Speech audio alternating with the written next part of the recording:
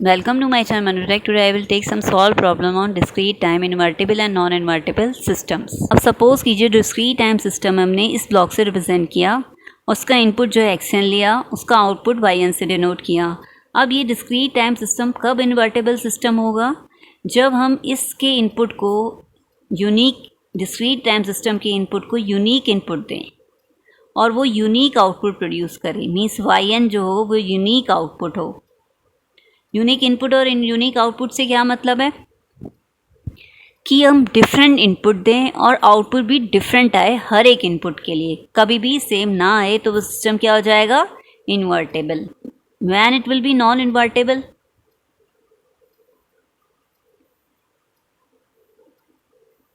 जब हम unique input तो दे रहे हैं, मीन्स डिफरेंट इनपुट दे रहे हैं मगर आउटपुट डिफरेंट नहीं आ रहा है. कभी 2-3 इनपुट्स के लिए सेम आ रहा है या 2 इनपुट्स के लिए सेम आ रहा है या ऑल इनपुट्स के लिए सेम आ रहा है, कुछ इनपुट्स के लिए सेम आ रहा है, तब ये सिस्टम नॉन इन्वर्टेबल होगा. ठीक. अगर हम एज्यूम करें कि ये डिस्क्रीट टाइम सिस्टम जो है वो इन्वर्टेबल सिस्टम है, तो इसका मतलब ये इसकी कास्केड में अगर हम एक इन्वर्स सिस्टम लगाएं, ठीक है, उसका जो आउटपुट होगा अगर हम y' से डिनोट करें और वो डेफिनेटली जो है xt के इक्वल आएगा.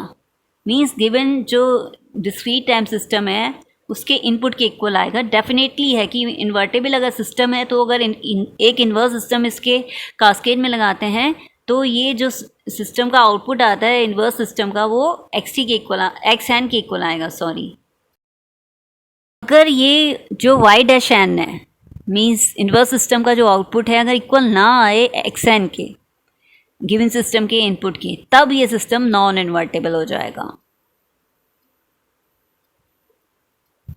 मीन्स 2 कंडीशन हो गई डिस्क्रीट टाइम सिग्नल की इन्वर्टिबिलिटी चेक करने के लिए. या तो हम जो गिवन सिस्टम है उसको डिफरेंट इनपुट दें, अगर वो आउटपुट डिफरेंट प्रोड्यूस करे तो हम कहते हैं वो सिस्टम इन्वर्टेबल है. या ऐसा कर सकते हैं कि एक इन्वर्स सिस्टम इसके कास्केड में अप्लाई करने के लिए फाइंड आउट करें और अगर वो प्रोड्यूस कर दे xn के इक्वल, उस इन्वर्स सिस्टम का आउटपुट xn के इक्वल आ जाए मीन्स गिवन सिस्टम के इनपुट के, तो वो सिस्टम जो होगा गिवन सिस्टम वो इन्वर्टेबल होगा. ओके. अब जो है कुछ एग्जाम्पल लेते हैं और फाइंड आउट करते हैं उसकी इन्वर्टिबिलिटी. अगर सिस्टम में yn is equal to x²n, इसको रिप्रेजेंट कर रहे हैं सपोज डिस्क्रीट टाइम सिस्टम को. x²n जो है ये आउटपुट प्रोड्यूस कर रहा है और इनपुट हम दे रहे हैं इसको xn. ठीक है, मीन्स इस ब्लॉक से हमने रिप्रेजेंट कर दिया इस सिस्टम को. अब हमने सपोज कीजिए इस सिस्टम के इनपुट को हमने दिया 1 इनपुट, तो ये x²n कर रहा है, इनपुट का स्क्वायर कर रहा है, तो ये डिस्क्रीट टाइम सिस्टम क्या करेगा? आउटपुट कितना देगा? 1, क्योंकि 1 का स्क्वायर करेगा. -1 अगर हमने इसको इनपुट दिया इस डिस्क्रीट टाइम सिस्टम को, तो ये क्या आउटपुट प्रोड्यूस करेगा? -1 का स्क्वायर मीन्स 1 प्रोड्यूस करेगा. मीन्स सिस्टम का इनपुट जो है चेंज हो गया, इनपुट जो है डिफरेंट हो गया मगर आउटपुट डिफरेंट नहीं आ रहा, इसलिए हम कह सकते हैं this system is non invertible system.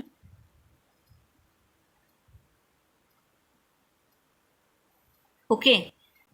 But some student may think that कि x²n है तो इसका तो इन्वर्स सिस्टम हो सकता है. अगर वो स्क्वायर रूट में अगर ये स्क्वायर रूट कर दे इसके आउटपुट को, तो इसका मतलब इसका इन्वर्स सिस्टम तो एग्जिस्ट कर सकता है. ठीक है, क्योंकि x²n का जो स्क्वायर रूट होगा वो xn के इक्वल आएगा. फिर ये क्यों नहीं हो सकता yn equals to x²n invertible system? अब जो है क्या करते हैं, ये जो आउटपुट आया है इस डिस्क्रीट टाइम सिस्टम का मीन्स 1 and 1, अब इसका स्क्वायर रूट किसके इक्वल आएगा? 1 का स्क्वायर रूट कितना आएगा? 1. और इस वाले 1 का स्क्वायर रूट भी 1 आएगा. इस स्क्वायर रूट का जो आउटपुट है वो रिकॉग्नाइज ही नहीं कर पा रहा कि 1 जो है किस वजह से आया इसका आउटपुट, कि जो इनपुट था वो 1 था कि -1 था. कन्फ्यूज़न है. इसलिए ये सिस्टम जो होगा वो नॉन इन्वर्टेबल होगा और इसका कोई इन्वर्स सिस्टम जो है एग्जिस्ट नहीं कर सकता. Okay. Now suppose we take the system as yn equals to summation and k equals to 0 to infinity x n minus k। ठीक है। अब इस सिस्टम की इन्वर्टिबिलिटी चेक करने के लिए अगर हम इसका इन्वर्स सिस्टम जो है फाइंड आउट करें तो ये सिस्टम हम कह सकते हैं इन्वर्टेबल है कि नॉन इन्वर्टेबल है। तो इसका इन्वर्स सिस्टम जो है हम इसका फाइंड आउट करते हैं। एज वी कैन सी कि Y N is equal to, अगर इस समेशन को ओपन करें तो ये क्या हो जाएगा, एक्स एन मीन्स के इक्वल टू 0 पुट किया फर्स्टली, तो ये हो जाएगा एक्स एन प्लस हो जाएगा एक्स एन माइनस 1, अब के इक्वल्स टू 1 पुट कर दिया, प्लस एक्स एन माइनस 2, अब के इक्वल्स टू 2 पुट कर दिया, plus this is equal to X N minus 3 plus so on up to infinity. ठीक है। Now we will find Y N minus 1। Y N minus 1 किसके equal आएगा, X N minus 1 minus 0 means N की place पर put कर दिया N minus 1 और के प्लेस पे 0 पुट कर दिया, plus X N minus 1 minus 1, अब के प्लेस पे माइनस 1 पुट कर दिया, प्लस एक्स एन माइनस 1 माइनस 2 plus X N minus 1 minus 3, अब के की डिफरेंट वैल्यूज़ पुट करते जा रहे हैं, प्लस अप टू इन्फिनिटी। अब एक्स एन माइनस 1 माइनस 0 किसके इक्वल आएगा, X N minus 1 plus X N minus 2 plus X N minus 3 plus X N minus 4 up to infinity. अगर हम वाई एन में से सब्ट्रैक्ट कर दे वाई एन माइनस 1 को तो देखते हैं क्या रिजल्ट आता है। तो वाई एन माइनस 1 किसकी इक्वल आएगा, एक्स एन तो एज इट इज़ ही लिखना पड़ेगा क्योंकि एक्स एन यहाँ पर नहीं है, तो एक्स एन सब्ट्रैक्ट नहीं हो रहा है, प्लस अब ये एक्स एन माइनस 1 है इसका नेक्स्ट जो टर्म है और इसका फर्स्ट टर्म ही एक्स एन माइनस 1 है, मगर ये नेगेटिव में है क्योंकि हम माइनस कर रहे हैं इसको, तो ये कैंसिल आउट हो जाएगा इससे। ठीक है, मतलब प्लस 0 आया। ऐसे ही ये एक्स एन माइनस 2 है और ये एक्स एन माइनस 2 नेगेटिव में है, भी कैंसिल आउट हो गया। ऐसे ही इसके जितने भी और टर्म्स हैं वो सब कैंसिल आउट हो जाएंगे, 0 0 हो जाएंगे। इसका मतलब इसका जो रिजल्ट आएगा वो किसके इक्वल आएगा, एक्स एन के। मीन्स एक इन्वर्स सिस्टम एग्जिस्ट करता है इस सिस्टम का जो कि आउटपुट प्रोड्यूस करेगा एक्स एन, मीन्स इसका इस सिस्टम का इनपुट, इसलिए ये सिस्टम क्या हो जाएगा, invertible system. Okay, understood. Now we will take next example. Y N is equal to X N minus 1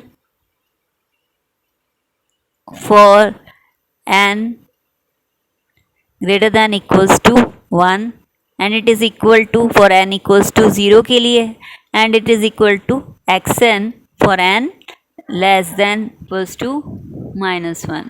अब इस सिस्टम की इन्वर्टिबिलिटी चेक करने के लिए फाइंड आउट करते हैं इसका इन्वर्स सिस्टम।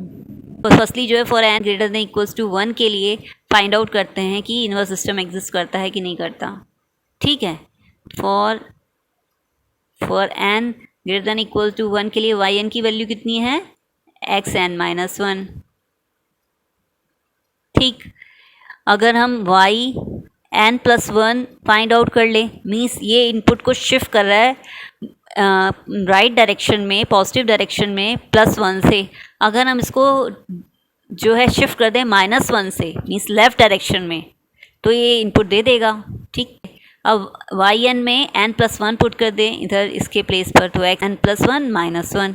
ठीक, +1 से -1 cancel out, X N, we get X N. ठीक है, तो इसका मतलब इसका इन्वर्स सिस्टम एग्जिस्ट कर सकता है जो कि टाइम शिफ्ट कर दे इस सिस्टम के आउटपुट को बाय -1। ठीक, तो मतलब इतना सिस्टम तो हमने देख लिया, n ग्रेटर टू 1 के लिए सिस्टम इन्वर्टेबल है। ठीक है,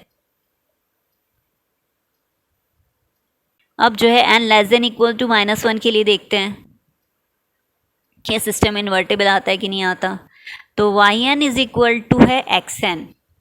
ठीक, मीन्स अगर हम डिफरेंट इनपुट देंगे इस सिस्टम को तो ये आउटपुट भी डिफरेंट प्रोड्यूस करेगा, मीन्स से बिल्कुल सेम इनपुट के जैसे प्रोड्यूस करेगा। For N less than equals to -1 के लिए ये सिस्टम इन्वर्टेबल ही हो गया।